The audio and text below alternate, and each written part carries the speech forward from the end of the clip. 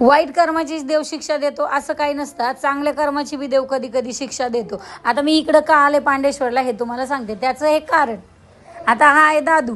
आता दादू चालला होता मोरगावला, पण एका बाईला वाचवता वाचवता स्वतःच्याच बुलेटचं त्यांना लागलेलं आहे स्टँड इतकं जोरात लागलं की 15-16 टाके पडले, पण ऑल ओके आहेत, आता ठीक झालेला आहे दादू.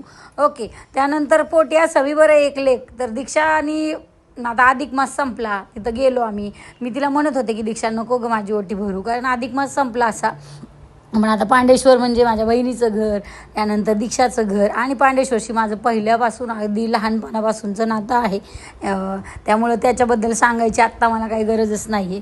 बाकी काय दीक्षाने काय ऐकलं नाही, ओटी भरली माझी. आणि हा व्हिडिओ काढताना इतकी सारी गंमत झाली की विचारू नका.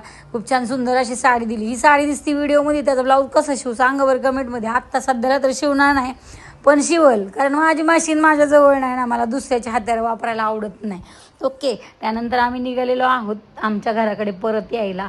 आणि दीक्षा सुखात राहावी, दादू सुखात राहावा, यांचं अख्खं घरदार सुखात राहावं, कारण खरंच माझ्या बहिणीचं हे घर म्हणजे माझ्यासाठी दुसरं माझं माहेरच आहे. आता इथं राहायला इतकं असं काही मिळत नाही, पण गेल्यावर मात्र मन भरून हसायला येतं, निघताना भरून रडायला येतं. आणि तिथलं घर म्हणजे खरंच वेगळीच गोष्ट आहे.